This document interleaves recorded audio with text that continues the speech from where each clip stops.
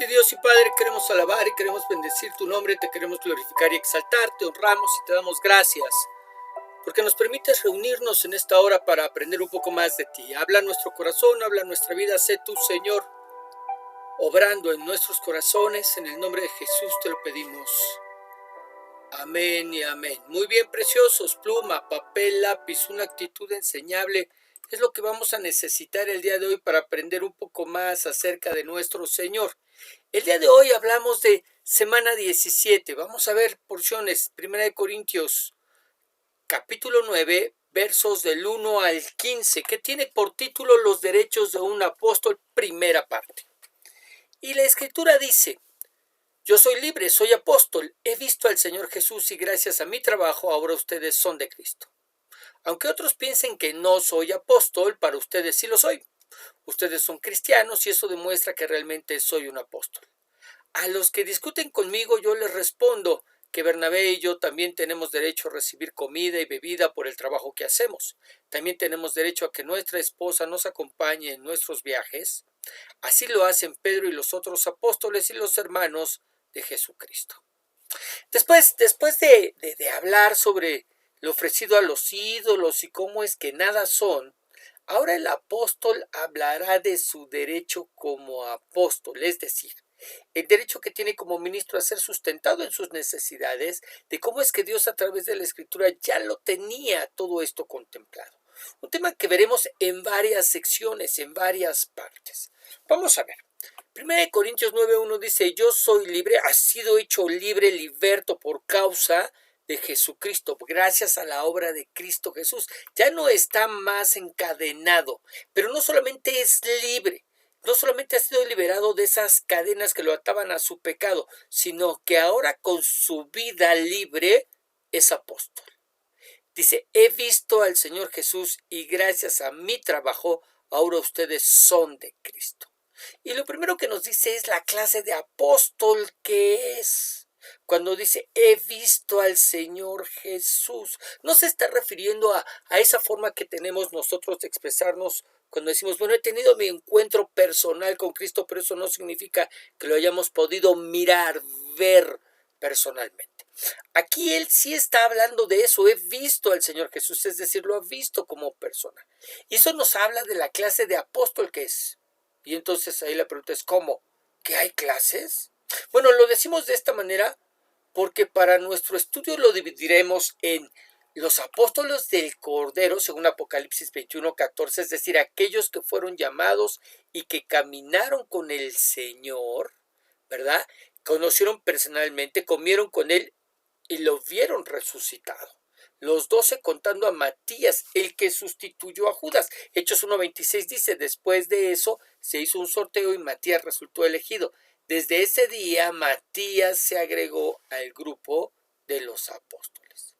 También tenemos a los apóstoles de Cristo. 1 Tesalonicenses 2:6 así los llama, que son los que vieron al Señor, los que tuvieron un encuentro con el resucitado. En esa lista tenemos a Pablo, que fue llamado al apostolado después de su encuentro con el Señor en el camino a Damasco, y a cuando menos uno de los medios hermanos del Señor, hijos de José y de María, que después de su ascensión se convierten en discípulos, y después Jacobo o Santiago es llamado al apostolado.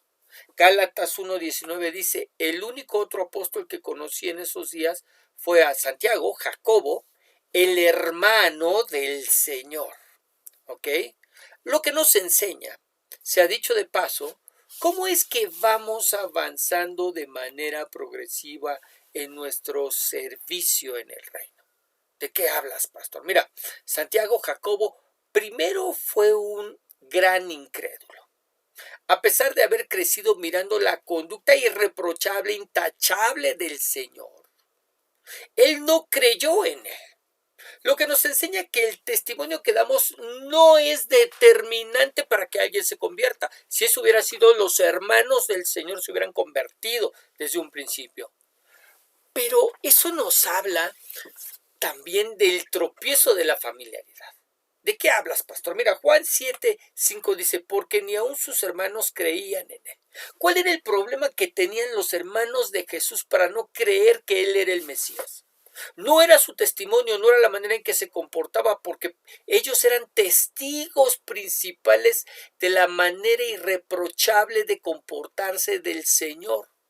Pero el problema era la familiaridad, eran familia, ellos lo veían como su hermano, no lo veían como el Mesías, como el ungido, como el Hijo de Dios, como el Dios hecho hombre, sino lo veían como un hermano, y esa familiaridad les impedía poder mirar al Señor Jesús como lo que era, el Dios hecho hombre. ¿Ok? Muy bien. Lo segundo que pasó es que se convirtió, hablamos de Jacobo, se convirtió cuando miró a su hermano, a Jesús resucitado.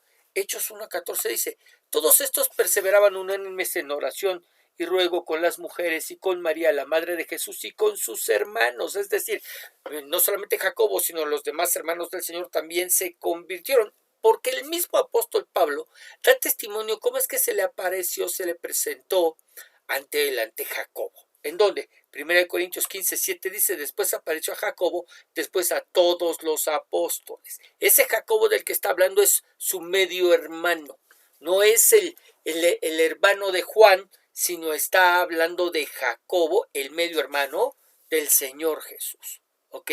Así que, ¿qué es lo que miramos? Él se convierte porque puede mirar en Jesucristo el resucitado. Entonces, obviamente ahí toda familiaridad se pierde y lo reconoce como su Señor y como su Dios. En tercero, se convirtió en pastor de la iglesia de Jerusalén. Es decir, no solamente se convierte al Señor Jesucristo, sino se convierte en pastor de la iglesia de Jerusalén años más tarde. Hechos 21:17 dice, cuando llegamos a Jerusalén, los hermanos nos recibieron con gozo. Al día siguiente, Pablo entró con nosotros a ver a Jacobo y se hallaban reunidos todos los ancianos o pastores. ¿Y a quién entró a ver? A Jacobo. Jacobo, que se había convertido en el líder de la iglesia de Jerusalén, el pastor principal de la iglesia. Y este Jacobo es hermano del Señor. Y en cuarto lugar, como ya vimos, fue llamado a ser apóstol, lo que nos habla de la manera en que el Señor puede ir trabajando con cada uno de nosotros, llevándonos a través de distintos servicios y ministerios hasta que lleguemos a desempeñar, a servir en aquello para lo que finalmente fuimos llamados.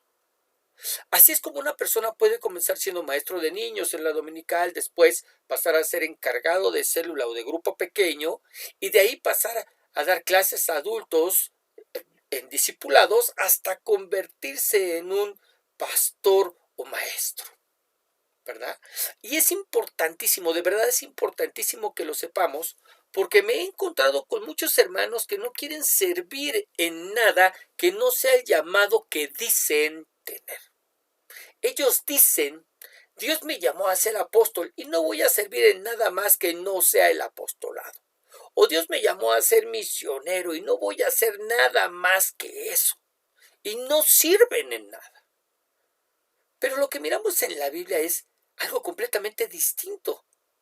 La mayoría de los servidores comenzaron haciendo cosas pequeñas y de ahí fueron promovidos a cosas más grandes. El Señor Jesús nos dijo que si éramos fieles en lo poco, también lo seríamos en lo mucho, ¿no es verdad?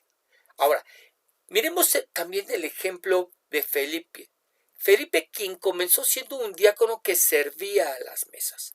Vamos a verlo para que veamos que no es el caso exclusivo de Jacobo, sino que, bueno, lo miramos también en otros. Hechos, capítulo 6, verso 2 dice, entonces los 12 convocaron a la multitud de los discípulos y dijeron, no es justo que nosotros dejemos la palabra de Dios para servir a las mesas. ¿Qué había sucedido? Fueron a quejarse con los 12 apóstoles de que las viudas eran desatendidas a la hora de la repartición de los alimentos. Y entonces ellos dicen, bueno, no es justo que nosotros dejemos la palabra de Dios, que es nuestro ministerio, para servir a las mesas. Buscad pues, hermanos, de entre vosotros a 7 varones de buen testimonio, llenos del Espíritu y de sabiduría. 3 condiciones. Buen testimonio, llenos del Espíritu y de sabiduría. ¿Para que los van a enviar a predicar? ¿Los van a ungir para que sean servidores dentro de la iglesia y de esa manera a través de ellos también la palabra pueda fluir? No, a quienes encarguemos este trabajo, ¿cuál? El de servir a las mesas. Dicho sea de paso, todo aquel que menosprecie su trabajo en la obra no está consciente de la importancia que tiene, ¿verdad? 4. Y nosotros persistiremos en la oración y en el ministerio de la palabra. Agradó la propuesta a toda la multitud y eligieron a Esteban, varón lleno de fe y del Espíritu Santo, a Felipe, procrónica Nicanor, Timón, Parmeas y a Nicolás, prosélito de Antioquía. Pero ¿a quién eligieron? A Felipe, a los cuales presentaron ante los apóstoles, quienes orando les impusieron las manos para encomendarlos a esta tarea. Pero aquí está Felipe, grábatelo bien. Después lo vemos siendo evangelista, este mismo Felipe, llevando la palabra a Samaria. Hechos 8:4, es decir, de diácono pasa a ser un evangelista, un predicador local, pero finalmente es un predicador. Hechos 8:4. Pero los que fueron esparcidos iban por todas partes anunciando el evangelio. Entonces Felipe, descendiendo a la ciudad de Samaria, les predicaba a Cristo. Después lo vemos no solamente siendo un predicador local, sino llevando el evangelio a otras ciudades. Ahí mismo en el 8, pero en el verso 40. Pero Felipe se encontró en Azoto y pasando, anunciaba el evangelio en todas las ciudades, plural, hasta que llegó a Cesarea. Es decir, pasó de ser un evangelista local a llevar el evangelio a otras ciudades, ¿verdad? Hasta que gracias a su labor fue reconocido como evangelista por los apóstoles. Hechos 21:8, que dice: al otro día, saliendo Pablo y los que con él estábamos, fuimos a Cesarea, y entrando en casa de Felipe el evangelista, que era uno de los siete diáconos que ya vimos, posamos con él. ¿Qué es lo que podemos mirar? ¿Cómo es que no solamente nuestro crecimiento, sino nuestro servicio en el Señor va siendo progresivo, ¿verdad? Comenzamos haciendo cosas muy pequeñas para el reino, como Felipe, que comenzó sirviendo a las mesas y como fue fiel, fue promovido en esa fidelidad y llevado de la mano por el Señor hasta convertirse en un evangelista que fue reconocido por los discípulos, por los apóstoles. ¿Qué le parece? Así que no menospreciemos ningún servicio en la iglesia. Generalmente ese es el principio de cosas mayores. Ahora, Pablo era apóstol de Cristo y el pasaje nos dice que gracias a su trabajo como apóstol, porque a eso se dedicaba, es que los de Corinto habían recibido el evangelio y se habían convertido, ¿verdad?, al Señor. Y aquí deseo hacer otra pausa. Dentro de la iglesia tenemos a los que trabajan, a los que sirven de manera voluntaria, es decir, a aquellos que no reciben un sueldo, que no reciben una ofrenda por lo que hacen, y los que generalmente tienen sus trabajos seculares y solamente 1 o 2 veces por semana sirven, ejercen su servicio, su ministerio. Y por otro lado, tenemos a aquellos que se dedican a las cosas del Señor de tiempo completo y los que reciben un sueldo, una ofrenda por lo que hacen. Este es el caso de los apóstoles, profetas, evangelistas, pastores y maestros. Lo que no quiere decir que ninguno de ellos, además de su trabajo en la iglesia, no puedan tener un trabajo secular, como lo veremos que hacía Pablo, ¿verdad? Pero necesitamos entender que tenemos 2 clases de servidores dentro de la iglesia. Tenemos a aquellos que lo hacen de manera voluntaria, que no reciben un sueldo, un salario, una ofrenda, y a aquellos que sí reciben un sueldo, un salario, una ofrenda por lo que hacen, ¿verdad? Porque están contratados a tiempo completo. Y por último, y no menos importante, tenemos a los apóstoles que son llamados a ejercer ese trabajo sin haber visto de manera literal al Señor, como lo fue Bernabé y muchos otros desde entonces hasta el día de hoy. Un tema que ya tocamos acerca de los apóstoles, ¿verdad? Pero desde Bernabé, ¿sí? Bernabé, quien nunca miró al Señor Jesucristo, no tuvo un encuentro como lo tuvo Pablo con el Señor Jesús, pero que se convierte a través de la predicación de los apóstoles del Cordero, y es un apóstol de segunda generación. Llamémoslo de esa manera. Hechos 14:14 dice: cuando lo oyeron los apóstoles, plural, Bernabé y Pablo, rasgaron sus ropas y se lanzaron entre la multitud dando voces, ¿verdad? Ok, ¿sí? ¿Nos queda claro por qué tiene Pablo que decir la clase de apóstol que era? No era de los apóstoles del Cordero, pero sí era de los apóstoles de Cristo, que habían tenido literal, un encuentro personal con Jesucristo. ¿Ok? Muy bien.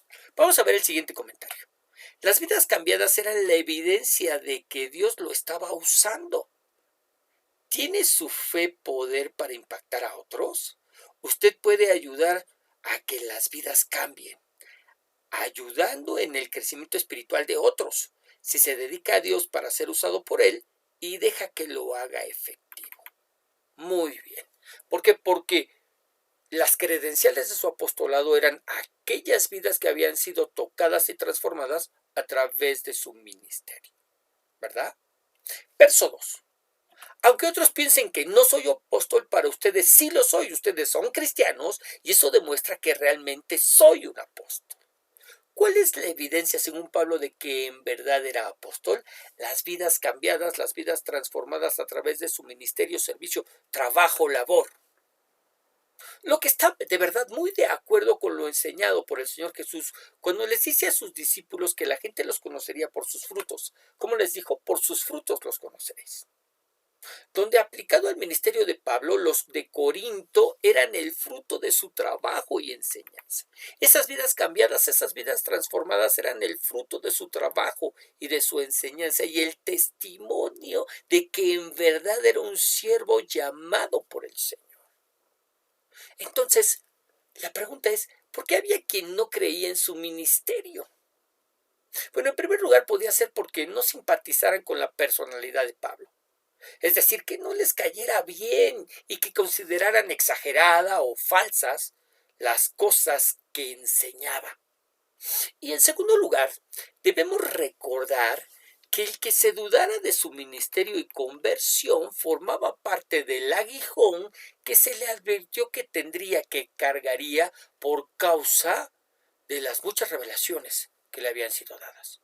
¿Dónde dice, pastor? 2 Corintios 12:7 dice: y para que la grandeza de las revelaciones no me exaltase desmedidamente, me fue dado un aguijón en mi carne, un mensajero de Satanás que me abofetee para que no me enaltezca sobremanera. Ahora, cuando hablamos de ese aguijón en la carne, ese mensajero de Satanás, podrían surgir muchas ideas, empezando porque muchos podrían pensar que se trataba de un demonio que atormentara a Pablo de manera literal, como si estuviera poseído, ¿verdad? Pero bueno, eso obviamente lo debemos descartar, porque es un apóstol, un siervo de Dios, es simplemente un hijo de Dios que ha sido sellado por el Espíritu de Dios, que ha sido llenado del Espíritu de Dios, ¿verdad? Entonces, pues obviamente no está diciendo Pablo que Dios le envió un demonio que lo poseyera y lo atormentara, ¿verdad? Definitivamente no. ¿Ok? Tampoco se refiere a que cuando Ananías en Damasco va y le impone manos para que sanara, no hubiera sido sanado por completo, cuando dice le dio un aguijón en su carne, refiriéndose a que el Señor no lo haya sanado completamente y le haya dejado una afección en los ojos, porque debemos recordar que lo dejó ciego por 3 días. Porque eso, en lugar de hablar de un mensajero de Satanás, hablaría de un milagro incompleto. ¿Ok? Pero si sí hay algo que miramos de manera constante en su ministerio, es esa necesidad de mostrar sus credenciales, de justificar su trabajo, de luchar en contra de todos los que no creían en la obra del Señor, en Él, en su persona, como si hubiera un espíritu de incredulidad, un mensajero de Satanás, que lo atormentara al seguirlo por donde trabajara, al generar esta incredulidad en sus oyentes. De eso sí podemos estar seguros. ¿Ok? 3. A los que discuten conmigo, yo les respondo que Bernabé y yo también tenemos derecho a recibir comida y bebida por el trabajo que hacemos. Es decir, ¿cuáles son los derechos de un ministro? Y lo preguntamos de esta manera porque no solamente va a hablar de los derechos de un apóstol, sino de los derechos de todo aquel que sirve al Señor de tiempo completo, que ese es su trabajo. ¿ok? Y comienza diciéndonos que el que trabaja para el Señor, en primer lugar, tiene derecho a recibir el sustento diario, comida y bebida. Tenemos derecho a recibir comida y bebida. Lo que nos deja claro que el medio que usa el Señor para sustentar esta necesidad es la iglesia. Miren, recordemos que cuando Israel cruzó el desierto en 40 años, Dios se encargó de sustentar esta necesidad de comida a través del maná que recogían diario y las codornices que envió cuando el pueblo se quejó porque deseaban comer carne. Y la bebida fue sustentada a través del agua que hizo que brotara de la roca, ¿verdad? La pregunta en determinado momento es, ¿por qué no lo sigue haciendo de la misma manera? ¿Por qué los ministros no salen al patio de sus casas a recoger maná y carne y tienen una fuente inagotable de agua potable? ¿Por qué no? Bueno, debemos también recordar que hubo maná y agua mientras estuvieron en el desierto. Pero una vez que entraron a la tierra prometida y trabajaron, esa provisión cambió. Ya no caía del cielo, sino que la recogían de la tierra. Y fueron las tribus las encargadas de sustentar el ministerio de los sacerdotes y levitas a través de sus diezmos y ofrendas. Hoy en día, Dios lo sigue haciendo de la misma manera. ¿Cómo? A través de las ofrendas y los diezmos. ¿Por qué? Porque a través de ellos la persona que trabaja reconoce verdaderamente que lo que tiene de la mano del Señor proviene. Por eso se lo regresa. Pero además, esa es la manera en que el Señor protege nuestros corazones de la avaricia. Al dar ofrendas y diezmos nos desprendemos de aquello que podría, de no hacerlo, convertirse en un ídolo y estorbo en nuestra vida espiritual. ¿Ok? Muy bien. 5. También tenemos derecho, o sea, no solamente la comida y la bebida, ¿verdad? También tenemos derecho a que nuestra esposa nos acompañe en nuestros viajes. Así lo hacen Pedro y los otros apóstoles y los hermanos de Jesucristo. Lo segundo, lo que tiene derecho es a que la familia, representada en la esposa, los acompañe. El llamado ministerial es algo que definitivamente no solamente afecta a la persona, no solamente afecta al varón que fue llamado, sino que afecta a toda la familia, esposa e hijos. Todos como familia aportan al trabajo ministerial. ¿Cómo? Sí, las mujeres administrando con sabiduría lo que el varón pone en sus manos y los hijos siendo comprensibles con los tiempos de convivencia con el padre. Todos adaptándose muchas veces a una vida sencilla y llena de cambios, como cuando los pastores son cambiados cada determinado tiempo de iglesia por sus asociaciones. El llamado no es a abandonar a la familia, es decir, Dios no llama al varón para que abandone a su familia, sino a servir junto con ella. ¿Quiénes viajaban con sus familias? Bueno, esta palabra nos dice que Pedro y los otros apóstoles y los hermanos de Jesucristo. Y de igual manera, ¿sí? De igual manera, esos medios hermanos del Señor, los que después de su resurrección se convirtieron y le sirvieron, Jacobo y Judas, cuando menos. Es decir, Pedro y los 11 y los medios hermanos del Señor que se convirtieron. Miren, Marcos 6:3 dice, ¿no es este el carpintero, hijo de María, hermano de Jacobo, de José, de Judas y de Simón? ¿No están también aquí con nosotros sus hermanas? Y se escandalizaban de él. Es decir, el Señor Jesús tenía medios hermanos, sí, Jacobo, José, Judas y Simón, de los cuales conocemos el nombre. Y sabemos que cuando menos Jacobo y Judas terminaron sirviendo a este Señor. ¿Ok? Y estos, juntamente con los 11 y Pedro, 12, los apóstoles del Cordero, viajaban con sus familias. Pero esto nos habla de la manera en que el cristianismo era palpado, visto, percibido por los demás. Esta no era una nueva secta que dividía a las familias, no. Por el contrario, ellos veían cómo es que sus dirigentes, sus líderes, sus autoridades viajaban, trabajaban, enseñaban en familia, haciendo de la familia el núcleo de la iglesia.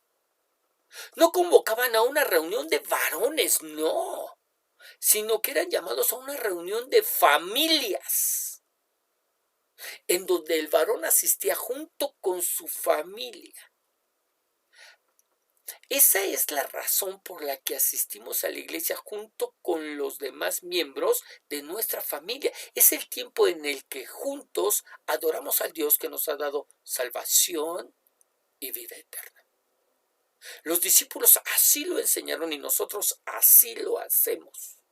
No fuimos llamados por Dios para abandonar nuestras familias, sino que fuimos llamados por Dios para que juntamente con nuestras familias, con nuestra casa, sirvamos al Señor. Algo así como lo que Josué le dijo, ¿verdad?, a toda la nación de Israel.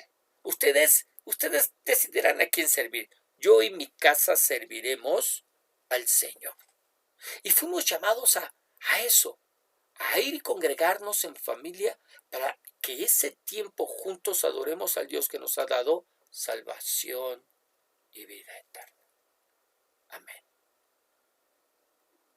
Vamos a orar.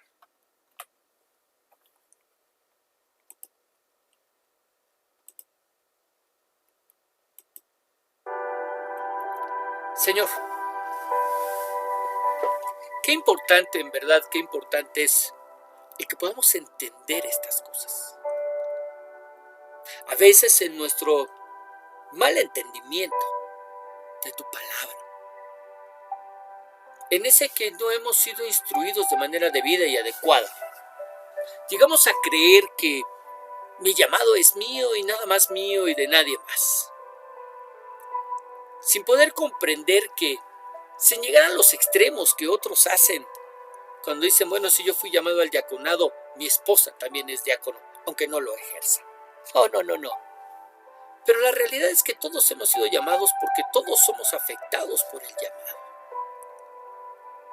Señor, en el nombre de Jesús, yo te ruego, Padre, que obres en nuestra vida y en nuestro corazón y que podamos aprender, entender y comprender que fuimos llamados para honra, gloria y alabanza de tu nombre, pero también para bendecirte y glorificarte como familias.